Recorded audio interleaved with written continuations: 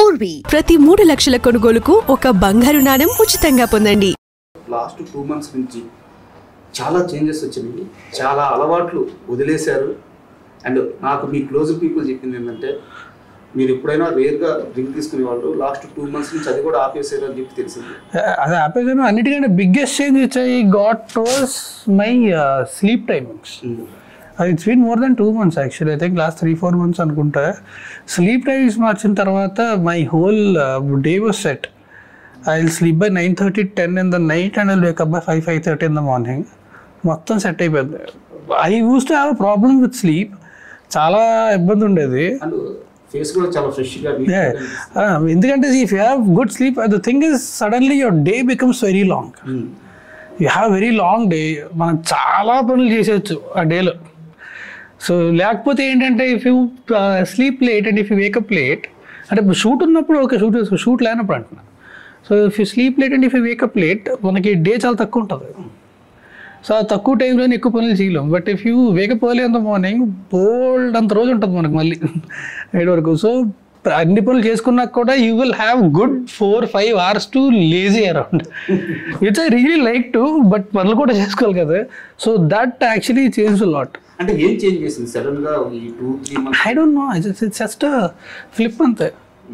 Oh point of టైంలో ఎప్పుడో చిన్న ఫ్లిప్ వస్తుంది అండ్ దెన్ దట్స్ ఇట్. ఏదో కూర్చొని పర్టికులర్గా ఇది ఏదో ఆలోచించుకో అలా ఎప్పుడు జరగకూడదు యాక్చువల్లీ, టు బి హానెస్ట్. మనం ఏదైనా చేంజ్ చేసుకుందాం అనుకున్నప్పుడు గ్రాడ్యువల్గా చేంజ్ చేసుకో, అవన్నీ జరగవు. And think is just flip. Me friends చెప్పిన మాట ఏంటంటే మా రాజు ఇప్పుడు చాలా కొత్తగా, చాలా ఎనర్జీగా ఉన్నాడు, చాలా చేంజ్, చాలా గర్వంగా చెప్తున్నారు. Good. No even I feel, అంటే again the same thing. I'm telling you, because of my sleep cycle changed and it was set. పొద్దున్న లేవగానే I'll be so active, అది మళ్ళీ పడుకునే వరకు. ఇప్పుడు ప్రాబ్లం ఏంటంటే బికాజ్ ఐ స్లీప్ ఎర్లీ కదా, ఐ స్లీప్ 9:30-10 మ్యాక్స్. 9 గంటల నుంచి గంట కొట్టేస్తుంటుంది ఇంకా. అది 9 అయిన తర్వాత ఇప్పుడు సరదాగా ఆవులంతలు స్టార్ట్ అయిపోతుంటాయి, నిద్ర వచ్చేస్తుంటుంది. But it is good.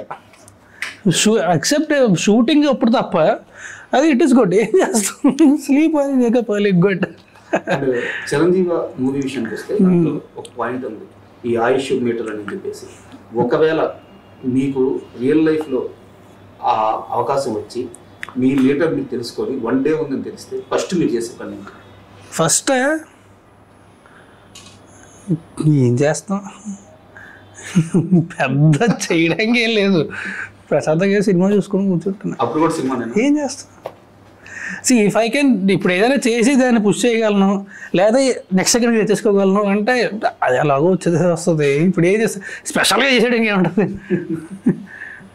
And ఎవరికన్నా మీరు సారీ చెప్పాలనుకున్నా, లేదా ఎవరినన్నా కలవాలన్నా అలాగా పెండింగ్ పడిపోయిన వర్క్స్ అసలు అలాంటివి ఏం లేవు.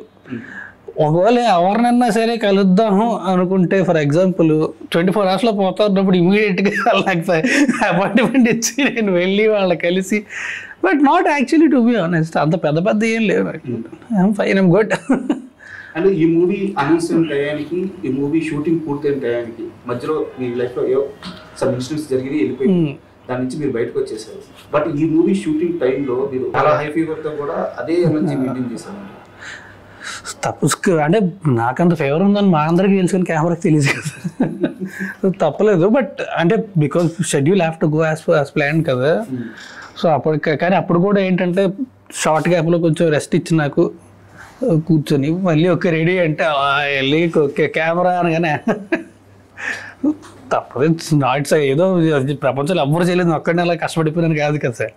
అంటే ఫీవర్ వచ్చినా కానీ అదే ఎనర్జీతో చేశారని చెప్పేసి చిరంజీవి గారి గురించి చెప్తుంటారు చాలామంది. అంటే చాలామంది అంటే యాక్టర్స్ అందరూ కూడా అంతే కష్టపడతారు. అంటే మనకి కొన్నిసార్లు షెడ్యూల్ ఏంటంటే ఒకరికి ఒంట్లో వాళ్ళది కదా అని won't be able to cancel it. అది చాలా కారణాల వల్ల ఉండొచ్చు. ఒకటి మనతో ఉండే వేరే ఆర్టిస్టులు వాళ్ళ డేట్లు కానీ, కొన్ని లొకేషన్లు కానీ, వాట్ ఎవర్ ఇట్ ఇస్.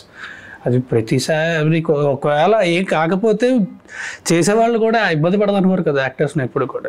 అది పర్లేదు అంటే వాళ్ళే చెప్తారు, లేదు రెస్ట్ తీసుకో ఇంకో రోజు చేద్దాం అని చెప్పి. కుదరనప్పుడు కదా వాళ్ళు కూడా చేద్దాం అనుకుంటారు. And you have to do it, తప్పదు. అండ్ రాజధాని అనగానే ఒకప్పుడు చిరంజీవి గారు, తర్వాత రవితేజ గారు, ఇలా కొన్ని తరాలకి ఇన్స్పిరేషన్ ఇచ్చిన స్టార్స్ వాళ్ళు. మీరు కూడా నథింగ్ నుంచి ఒక స్థాయికి వచ్చిన హీరో. చాలామంది యంగ్స్టర్స్కి రాజ్ తరుణ్ అంటే ఒక ఇన్స్పిరేషన్. అలాంటిది మధ్యలో మీ సినిమాలో కొంత డిసప్పాయింట్ చేసింది. ప్రతి హీరో కూడా ఇండస్ట్రీలో ఆ టైంలో అభిమానుల్ని సారీ అడిగారు, మేము కంబ్యాక్ ఇస్తామన్నారు, కాలర్స్ ఎగరేశారు, ఇచ్చిన మాట నిలబెట్టుకున్నారు. ఈరోజు మీరు కూడా అంతే స్థాయిలో బౌన్స్ బ్యాక్ అయ్యారు. బట్ ఆడియన్స్ మాత్రం మీ మీద అదే ఈరోజు చూపిస్తున్నారు, సినిమాని అంతే ప్రేమిస్తున్నారు. చిరంజీవి మూవీని ఆడియన్స్కి ఏం చెప్తారు? I want to thank them. And ఈ సినిమా ఫస్ట్ అభి నాకు వచ్చి కథ చెప్పిన దగ్గర నుంచి కూడా ద ఓన్లీ టార్గెట్ వస్తే చూసానని చెప్పి ఎంజాయ్ చేయాలి. అంటే కొత్త పాయింట్ తీసుకున్నాం, బట్ చూసానని చెప్పి ఎంజాయ్ చేయాలి. అంటే ఆహా వాళ్ళ ద్వారానే వచ్చింది. So we know it's for OTT. ఇప్పుడు థియేటర్కి వెళ్ళి అక్కడ కూర్చొని అంతగా ఇంటే వస్తున్నాం. సో హ్యాపీగా ఇంట్లోనే కూర్చొని ఫ్యామిలీ అంతా కూర్చొని హ్యాపీగా ఎంజాయ్ చేయగలగాలి. 2 hours హ్యాపీగా నవ్వుకోవాలి అనేది target. And we reach that target. జనాలు ఎంజాయ్ చేస్తున్నారు హ్యాపీగా. So that is like that makes me very happy. ఈ మధ్యలో ఎప్పుడన్నా రిగ్రెట్ ఫీల్ అయ్యారా? అదే నా ఫ్యాన్స్ని కొంచెం డిసప్పాయింట్ చేస్తున్నాను. ఎప్పుడైనా కాదు, సినిమా ఆడని ప్రతిసారి ఉంటుందండి. సినిమా మనం అంటే ఫస్ట్ ఏంటంటే సినిమా చాలా మంచి సినిమా చేయాలి, చాలా బాగా చేయాలి, ఖచ్చితంగా నచ్చుతుంది, చాలా మంచి హిట్ అవుతుంది అన్న హిట్ అవ్వాలి అన్న ఉద్దేశంతోనే సినిమా చేస్తాం.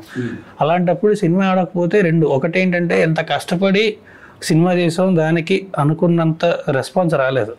రెండోది జనాలు ఎక్స్పెక్ట్ చేసి వచ్చారు, వాళ్ళు ఎక్స్పెక్ట్ చేసింది ఇవ్వలేకపోయాం. ఈ 2 డిసప్పాయింట్మెంట్లు ఖచ్చితంగా ఉంటాయి.